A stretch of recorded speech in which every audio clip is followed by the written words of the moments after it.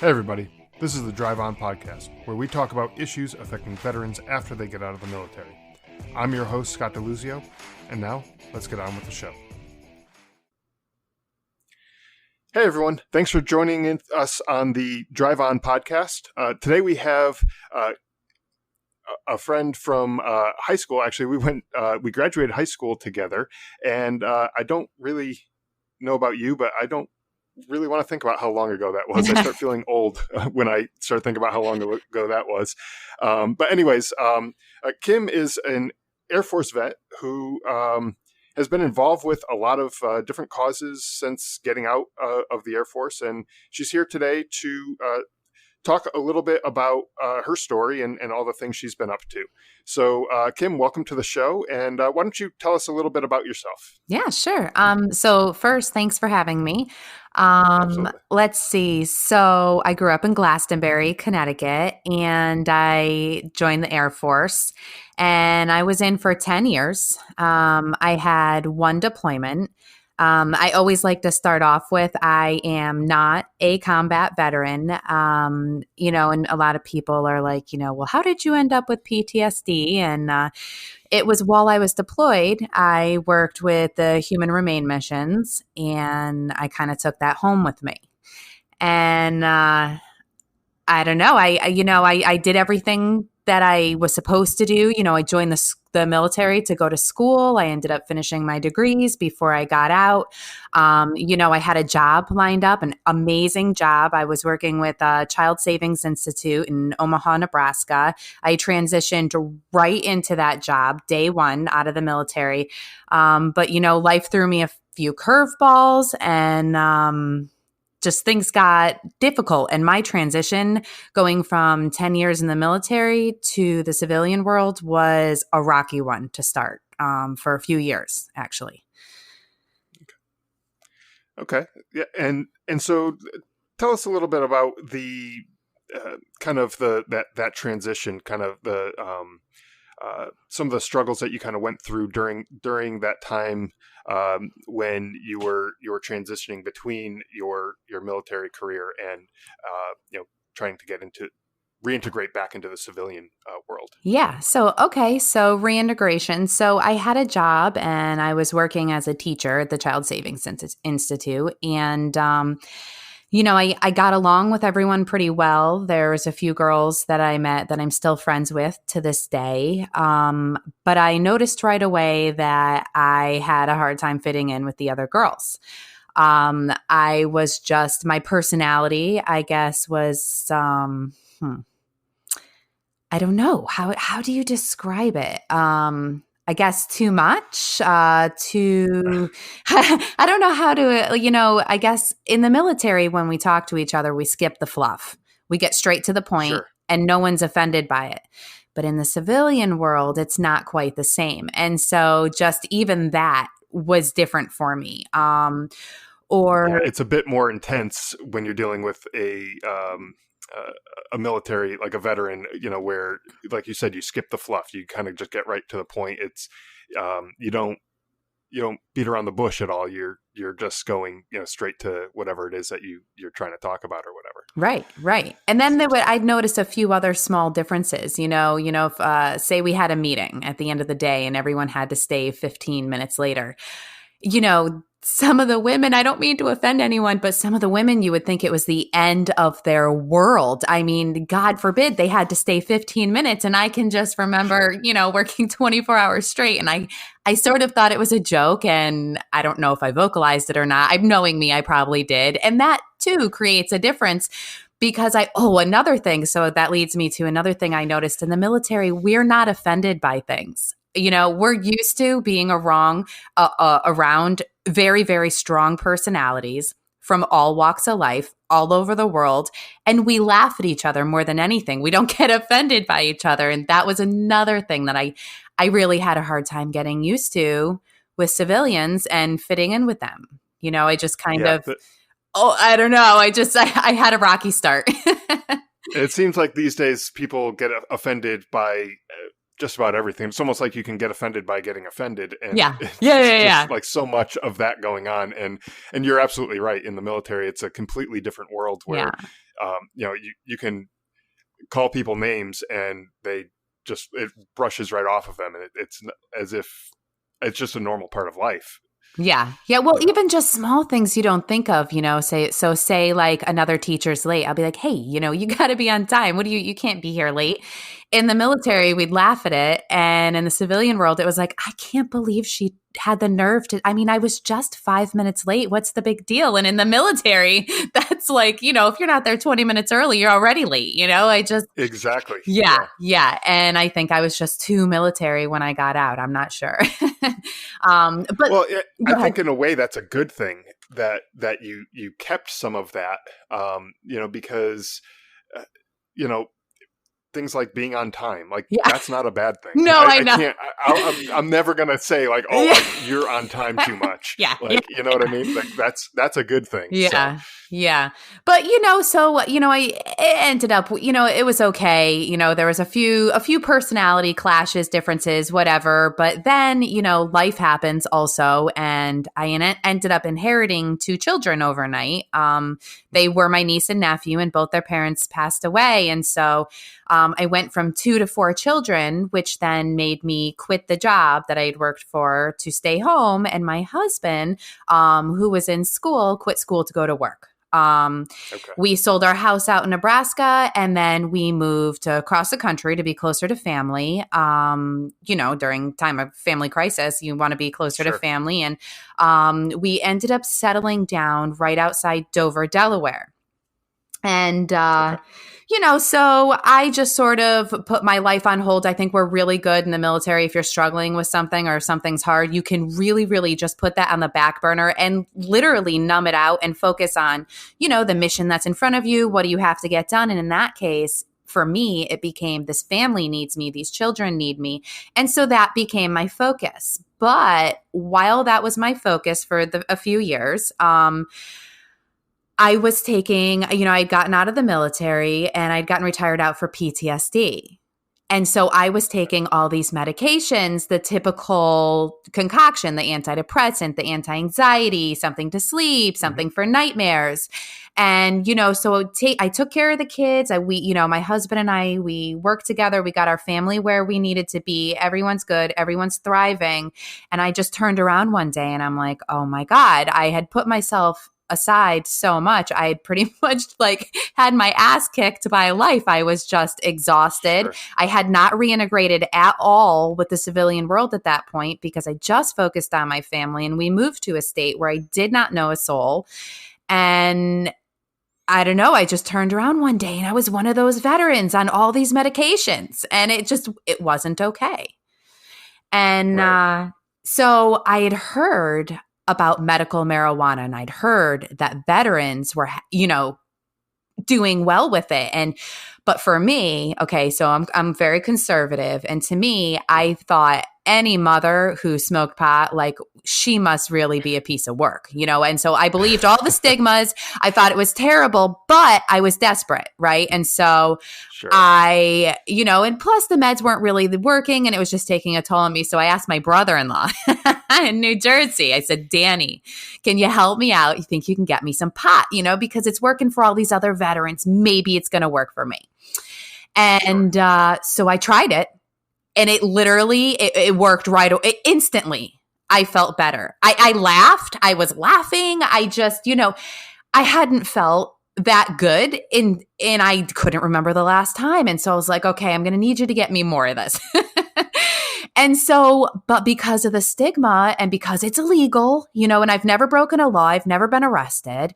I'm literally hiding upstairs in my bathroom with this little bowl and this weed. And I'm I'm thinking I'm a terrible person. But meanwhile, I'm like, wow, I stopped taking my anxiety medication. Wow, I haven't needed that sleep, that Ambien. I haven't had a nightmare in a while. This is really working. And so I was like, okay, our state, we have a program. PTSD is a qualifying condition for this medical marijuana program.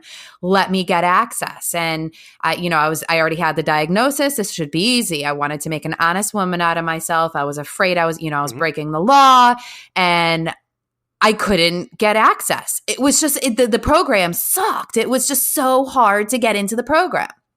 Interesting. Yeah. And so, but meanwhile, I've become this veteran that is completely isolated. I definitely did that. I isolated for a few years, and partially because of, what happened in the family and they needed me, but really because the PTSD was truly kicking my ass. Those around me couldn't tell. I was very highly functioning, but I was dying on the inside. And so that's actually what pulled me out of my shell, was the fact that I found something that worked, something that helped me feel better. And meanwhile, veterans are dropping like flies. Like, no medication has helped, no suicide prevention program has helped. But I found what helped, but it's going to require me to come out of the closet. And everyone's going to find out that I've been smoking pot. But it was that drive to help my veteran community that helped me come out of my shell and helped me get involved in my community, helped me find those other veteran groups, because again, I didn't know a single soul in Delaware, but I was going to need help, and I was going to need other veterans to help me. But how do you bring this up? How do you say, hey, we need better access to weed, to marijuana, And honestly, if it wasn't for my drive to want to help other people, I don't think I ever would have came out of my shell. I don't think I ever would have stopped isolating, to be honest with you, because it was really hard. It was so hard at first. Oh my gosh, you have no idea. I would even go out. So the first time I came out, I Googled marijuana in Delaware, and I found this group, this activist group. And that's how I got involved. I went to this meeting. And when I went, mind you, I was really isolating for years. It'd been like at least 3 years. And I walked into this meeting and I was literally trembling. And anyone who knows me now wouldn't even believe it, but I swear on everything, it's the truth. I was literally trembling. I saw the one guy, his name's Sam Chick, who is now a very good friend of mine, but I didn't know him at the time. He looked like a veteran, and I was like, I need to go sit next to him. Like, because the fact that he was a veteran, I knew I'd be comfortable around him. And so anyway, so that's how I got involved. And kind of came out of my shell. And we passed that bill successfully.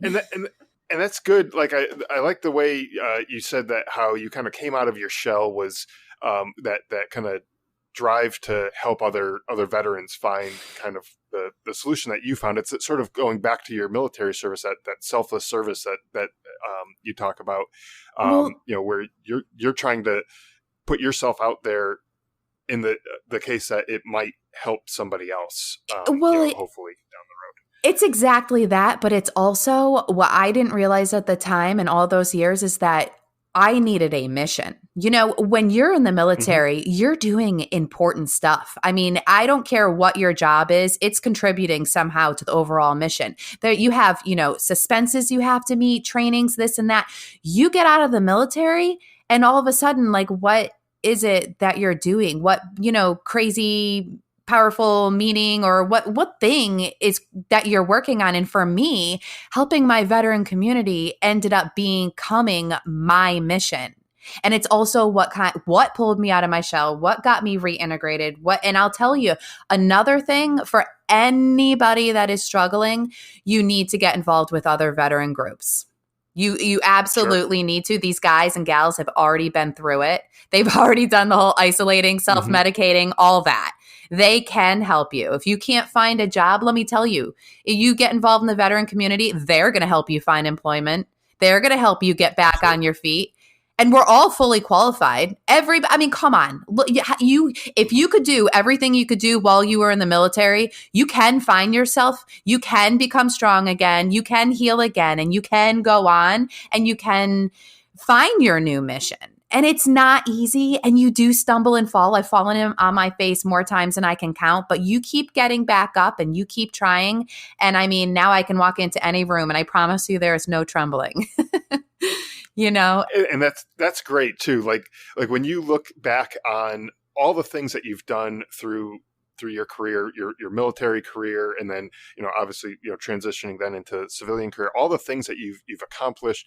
And this goes for anybody really, but everything, even from basic training, like when you're in that moment, it's hard, and it's not something that's easy, that's just happening, and it's fun and everything like that, but it's hard, and you struggle through it, and you can look back on it and say, that's something I'm proud of. Yeah. And you can do that with other things too. Now that you're out, you can go and learn a trade, or learn a new skill or whatever to get a job. It doesn't necessarily have to be the thing that you did in the military. There's I was infantry. There's not too many infantry jobs around, no. So I'm not going to do that same thing.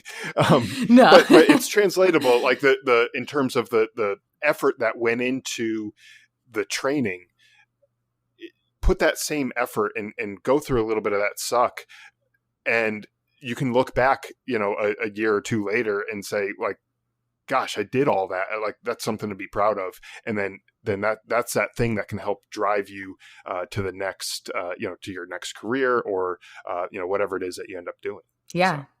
So. Yeah, absolutely. Yeah. So tell us a little bit about some of you mentioned some organizations maybe that you were kind of involved in, and other groups that you have kind of worked with.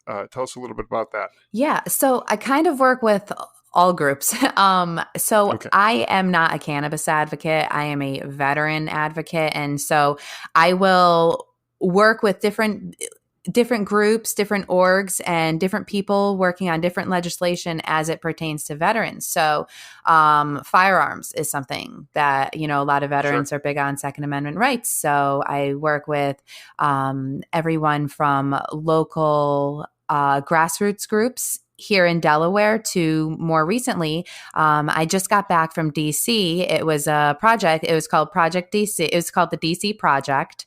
And it was 50 women, one from each state, going to DC and putting a different face on firearms. And those who are for firearms, there's so much legislation coming out, chipping away at those rights. And we're there to say, hey, look, we're not the traditional gun nuts, and to break stigma and kind of share our experience with firearms.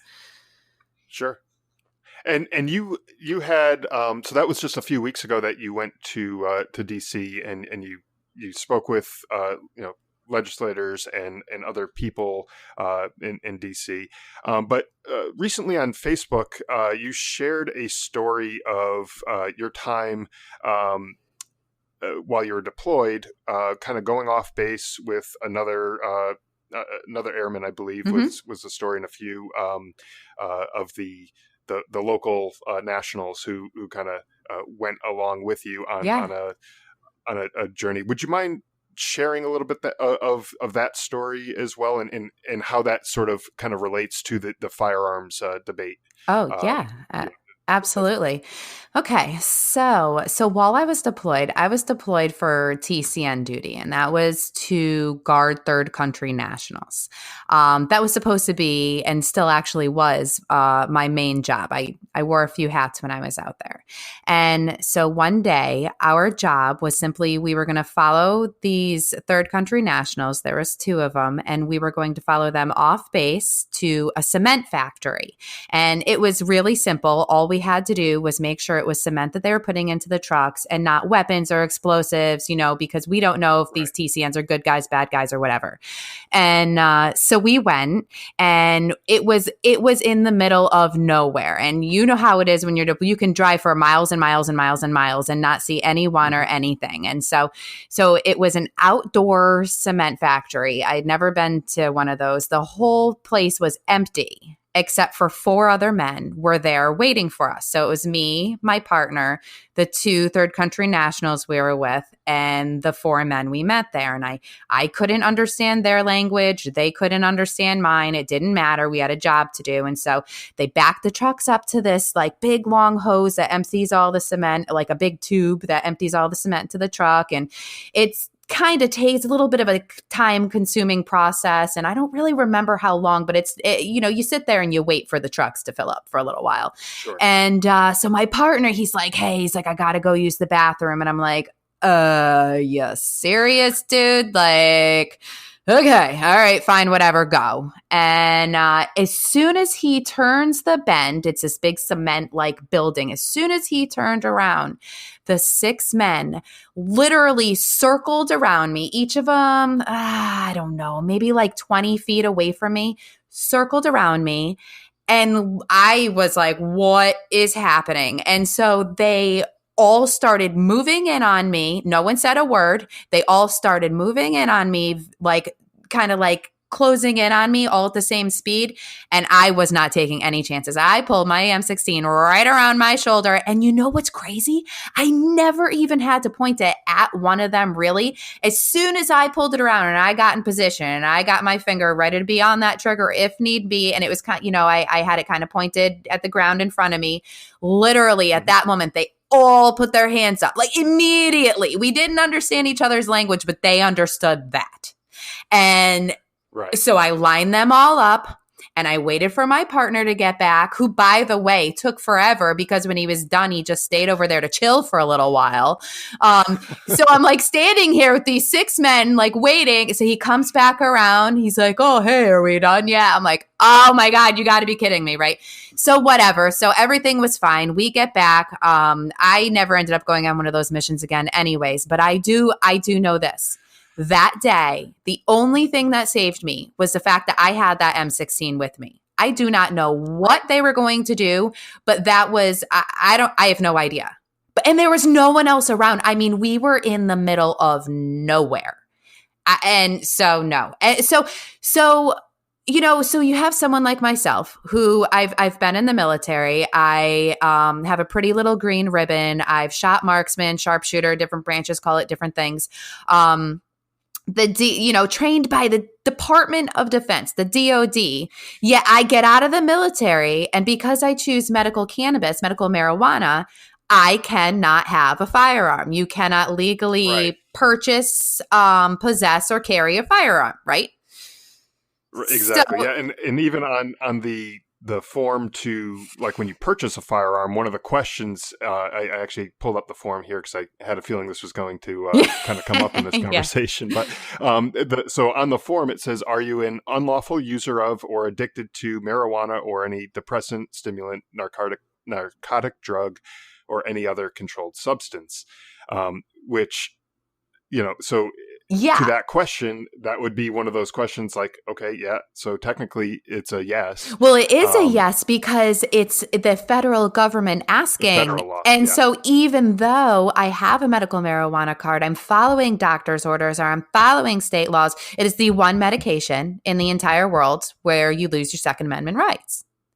And so, and for example, like I had a surgery after getting out of the military on my knee, and the doctor prescribed me OxyContin, which is considered a controlled substance under federal law. But I think the key word in that whole line there is, are you an unlawful user of? The key phrase there. So because it was prescribed to me and under, the regulations from the, federal and state laws and everything like that, it was okay. I still could technically own a gun at that point, but it's still considered a controlled substance, just like marijuana is considered. So, to me, I see a little bit of a kind of disconnect there in terms of how the law is written and everything like that. Right. Well, certainly. And so for me, it's frustrating because had I stayed on those anti-anxiety pills, those antidepressants, the sleep meds, the nightmare meds, I could still keep my right to bear arms. Right. So anyway, but because I am a law-abiding citizen, I do not own a firearm. I do not carry a firearm. And so last year I was in downtown Dover and it was broad daylight. And I asked a man on my way back to my car, I parked at a firehouse, a fire station. I thought that's a, safe place, police, firemen. Sure. I asked a man, I said, hey, do you see tow trucks around here very often? Trying to find out if that's a good place for me to park in the future. And he's like, no, I don't see any around here. I'm like, oh, okay, well, great, thanks. And so, I turn and I go to walk back to my car and I'm about halfway through the parking lot. And the man is following me. Well, he grabbed me. He literally put his entire, like his arms around me and grabbed me. And so I pushed him back and I yelled a few things and he laughed at me. He literally laughed at me like almost like, what are you going to do, little girl? I mean, what do I weigh 120 pounds? And he lunged back at me, except there was a police officer right across the parking lot on a bicycle, and he saw the cop and I saw the cop, and I looked at him, and he, like, at that moment I had decided I actually wasn't going to make a thing out of this. And I don't know why I didn't, but I didn't. And I just looked at him and I said, you're lucky. But then when he left, I did tell the police officer, when I was leaving, I said, hey, that guy, I said, hey, a man just grabbed me, blah, blah, blah. And he turned around and saw the guy still. And he said, that guy? And I said, yes. And I didn't answer. And I just didn't want to start a thing. Like I knew that this was going to turn into a thing, and I just didn't want to do anything about it. But what really, really, really upset me was if that police officer had not been there, I don't know what would have happened to me, because that man had just come out of a house that he could have easily dragged me back into and nobody would have known. Right. Exactly. I can't have a firearm to protect myself because I choose the safest medicinal option out there. You cannot overdose on cannabis. It is not addictive. I am not going to wake up the next day and not remember what happened yesterday. It's not like that. I'm not going to wake up groggy the next day. And I don't want to take the pills that do all that stuff. But because of it, I can't have a firearm. When I've already been deployed and learned how that firearm truly can save me, I don't have that option back here on American soil. What's crazy is I'm a veteran that fought to protect and defend the Constitution of the United States. Yeah. And the crazy thing is you probably have more training than a lot of the people who do carry a firearm, regular civilians who do choose to carry a firearm. Absolutely. So you probably have, more training, more experience, more, trigger time and everything like that. And the thing is, like, so your story back when you were deployed, where you pulled your rifle and, the guys kind of backed off and everything. Immediately. Basically immediately. But to me, like, some people may get hung up like, oh, well, of course, like, you pull an M16 on somebody, they're going to back off. But, like that, to me, you could replace that with any gun. Oh, yeah. Whether it was a pistol or a shotgun or a rifle, to me, it doesn't really matter. Same. It's the same thing. So you pull a gun on someone, they're if they have 2 brain cells in their head, they're probably going to back off. Yes. And if not, that's the reason why you have it, is to, in case I need it. Sort of protect it. That's right. Yeah, exactly. That's right. Well, and interesting. And part of my problem with this too is, a lot of veterans. So I see a lot of veterans struggling, and because of my involvement with cannabis and PTSD and firearms, I hear from a lot of veterans. They share their stories with me, and I cannot even express to you how many won't get a card because they don't want to give up their right to bear arms, which in turn makes them, one, have to stay on the pills, 2, choose to buy it illegally, which on the street, you don't know what you're getting, or if it has mold or mildew in it. It's just not exactly a medicinal way of life. Or 3, they say, screw it, I'm going to have both. And now you have this veteran facing a felony charge because they got pulled over. And they have both. And that's a very serious charge. That's enough to make any veteran's life spiral out of control. I mean, our statistics, our divorce rates, our homelessness rates, our unemployment rates. And now you want to throw in charges, Exactly. That's just stacking the odds against, that particular veteran. It is. And, it becomes a downward spiral. And it happens. I mean, more than we know. And, so there is a bill at the federal level to change this and make an exemption for patients. And that's HR 2071. Let me just throw that out there. In case anyone wants to go ahead and call their state, elect their state congressmen, congresswomen, and tell them to support this bill, because there is no other medication where you lose your right to bear arms. It's not right. It's not right for me. It's not right for anybody. It's not right for the cancer patient who just wants to use, cannabis to help them get through chemo. Now they lose their right to defend themselves. It's not right. At a time when they're probably more frail and probably need that little bit of extra, protection, should something, similar to the situation that happened with you, come up, they should have that ability, but they should also have that ability regardless, to defend themselves. It is a constitutionally protected right, and that shouldn't be taken away, provided that you're, doing everything right, you're following your doctor's orders and everything like that. And which, to me, it seems like that's kind of what you're doing in this situation here. Mm-hmm. So, yeah. I see where all of this is coming from, and I could definitely see how it can help other veterans, and not just other veterans, but other Americans who are going through similar situations where they between them and their doctor, they decide that this is the right course of action, but because of what's going on at the federal level, they end up not being able to do it fully, or having to make a choice. Like, do I give up my right to bear arms, or do I give up this medical treatment that my doctor suggested might be helpful in my particular circumstance. Right. So it's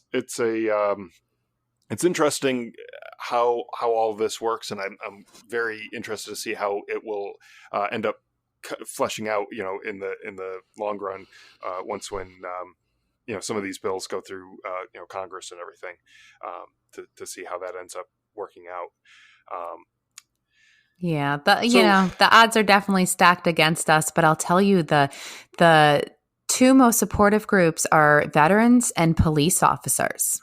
Police officers, isn't it interesting? They've been one of the biggest groups to reach out, and that have been, reaching out as constituents and saying, hey, pass this bill. I mean, that's just, I never expected that, but I guess it makes sense. Well, I mean, they sort of see, firsthand, the pros and cons of a lot of these situations, and maybe they're onto something there. Well, and I think oftentimes they're the ones that show up and it's a crime scene, So right now we have a situation in my neighborhood, and I live in a beautiful development. And it's, used to be a really safe place. I'm not sure exactly what's happening, but lately there have been a lot of break-ins. I was the most recent one where someone broke into my garage while my family was inside sleeping and rummaged around. Well, we don't have town police. Delaware, this town just doesn't have the resources. All we have are the state police, who only arrive after you make a call. It's not like they can be here patrolling through. It's not like they can help be a deterrent. Our community, our development, we are literally left to defend ourselves. Let me tell you how many people in my development also have cannabis in their homes. It's a large fraction. And those people, nor should myself, lose their right to bear arms, especially in a situation like this, where police officers, the only thing they can do is respond afterwards. After the fact. After the fact. Right. That's the key, is you've already been either robbed or mugged or worse. Assaulted. Who knows? Yeah. Yes, exactly. Right. Yeah. So then they show up. Right. And so, we actually were able to pass a bill here at the state level that just a few weeks ago, it passed our state Senate unanimously, that restores firearms rights to those who have medical marijuana cards. But unfortunately, all it does at the state level is make it so that no one's going to get arrested. We can't change federal forms. Someone can't be, whether this bill passes all the way through and gets signed by the governor or not, it's not going to make someone like myself be able to walk into a gun shop and still be able to purchase a firearm. And that's the problem. Correct. And that's why it's got to get changed at the federal level for all Americans, Mm-hmm. So. Yeah, no, understood. Yeah. So it looks like we're kind of coming up on time here. We've been talking about all this kind of great stuff that you've been involved with and sort of your journey. One question I like to ask to kind of round off the conversation. And this question, you can answer it seriously, answer it, with a joke or whatever, combination of the two, whatever you want. But is there anything that you wish someone would have told you before you joined the military? Any advice or, stuff like that, or things that you discovered after the fact, after you joined the military, like, gosh, I wish someone told me this so I didn't have to struggle through, something or whatever. Yeah, actually, there is. So, well, maybe not necessarily told me before I joined, but I wish someone would have told me before I got out that part of the reason the transition is so hard is because when you're in the military, you're surrounded by people who, essentially become your family. I mean, you work together, you eat together, you sleep together, you are all away from your families back home. So you become each other's family. And when you get out, it's not like that in the civilian world. Friends, I mean, sure, you can have good friends, but it's not the same. You don't have that family unit surrounding you.